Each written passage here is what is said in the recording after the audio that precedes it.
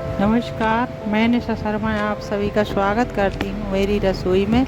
आज मैं बनाने जा रही हूँ पिसी के आटे से एक ऐसा टेस्टी नाश्ता जो आप सभी को पसंद आएगा। बहुत ही खस्ता और बहुत ही टेस्टी। एक बार आप ज़रूर बनाएं इस नाश्ते को। तो इस बनाने के लिए मैंने लिया है 1 कप आटा, आधा कप आटा और ले लेंगे। मैंने पूरा 1.5 कप आटा लिया है। अब ले लेंगे अजवाइन, थोड़ी इसको क्रश कर लेंगे गद्दी पर इस तरह से। और 1 चम्मच मैंने जीरा लिया है, जीरे को भी थोड़ी क्रश करेंगे। और नमक लिया है 1 चम्मच। नमक आप अपने स्वाद के अनुसार ले सकते हैं। और तेल डाल लेंगे 2 से 4 चम्मच। अब इन सभी चीज़ों को मिला लेंगे। सभी चीज़ों को अच्छी तरह से मिक्स कर लेंगे। मोन दे लेंगे तेल का इस तरह से। अभी और मिलाएंगे, अभी अच्छी तरह से मिला नहीं है।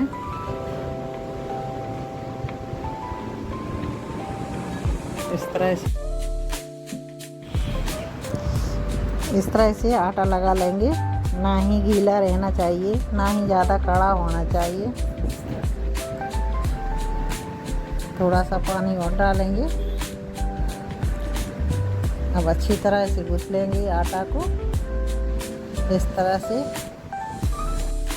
मैंने आटा गूँथ लिया है। अभी आटा बिल्कुल परफेक्ट है, ना ही ज़्यादा गीला है ना ही ज़्यादा कड़ा है। अब इसको थोड़ी और मसलेंगे। अभी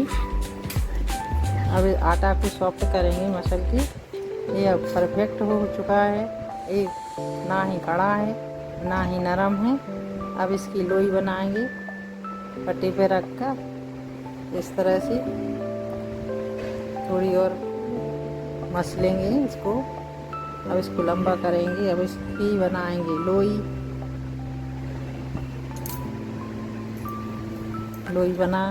बना के अब इस तरह से गोल करके रख लेंगे। अब इसकी बनाएंगे रोटी बेलेंगे इस तरह से।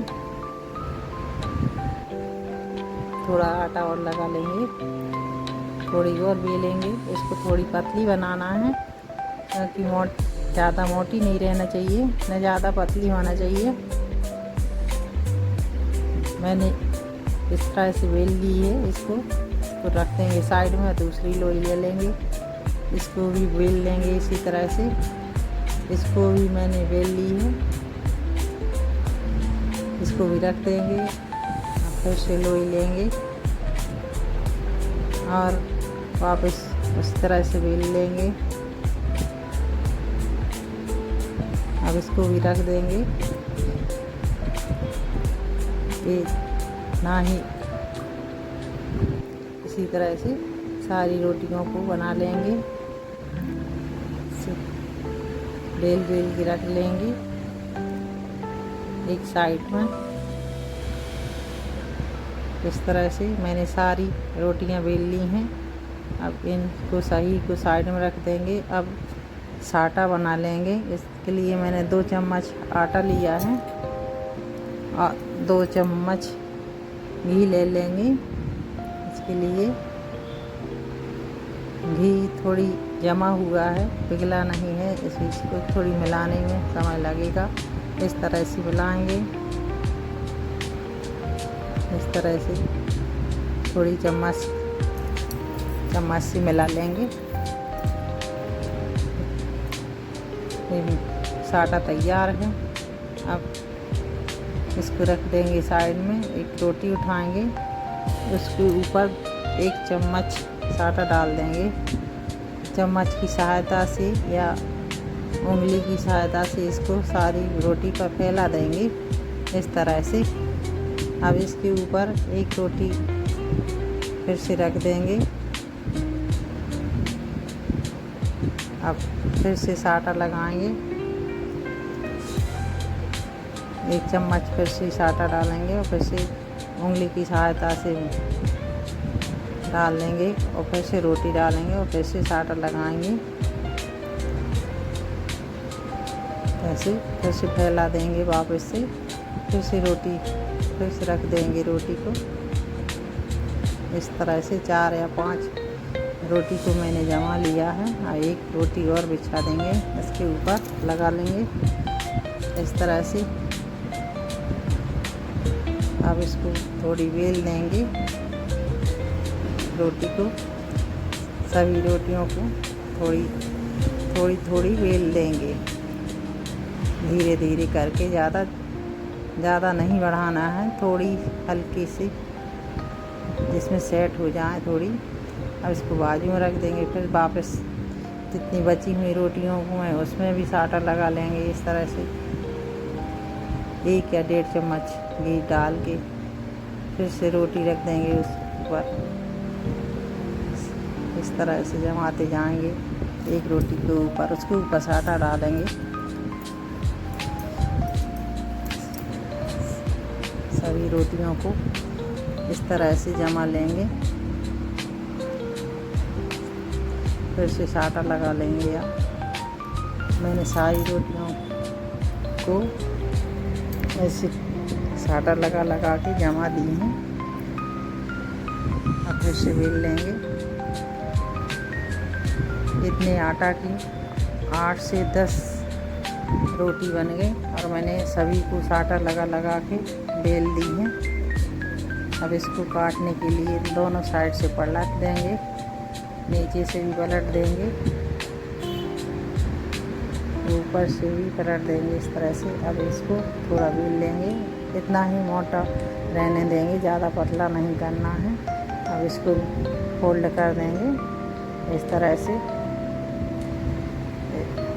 से थोड़ा हल्का सा दबा देंगे।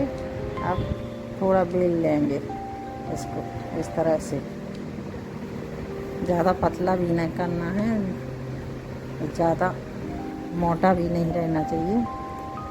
इस तरह से ज़्यादा नहीं बेलना है, इतना ही रहने दें। अब इसको काट लेंगे कटर की मदद से या चाकू की मदद से। मैं चाकू की मदद से काट रही हूँ। इस तरह से काट सकते हैं आप, शेप कोई सा दे सकते हैं आप, आपका मन चाहे जैसा शेप दे सकते हैं, इसमें कोई वो नहीं है। स्वाद तो एक ही शेप देने के लिए आप अपनी इच्छा अनुसार शेप दे सकते हैं। मैंने इस तरह से काट लिया है सभी को। अब इसको उठा लेंगे, सभी को एक कटोरा में रख लेंगे। इस तरह से उठा के इसी में रख लेंगे सारी कटी हुई।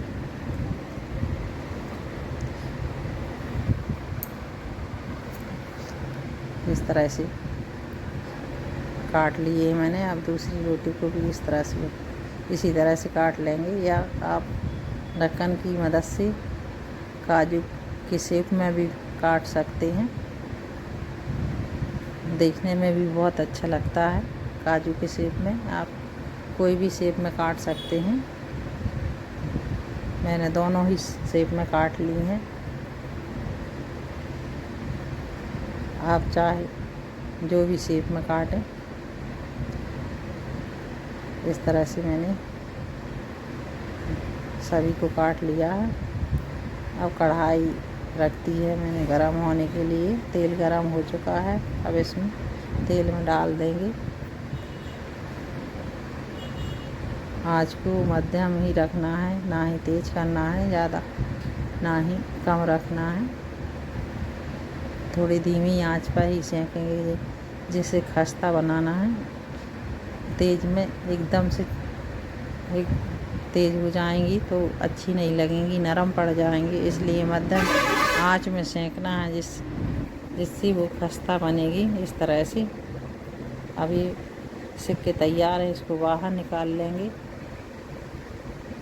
अब बची हुई को वापस से डाल देंगे सभी को इस तरह से।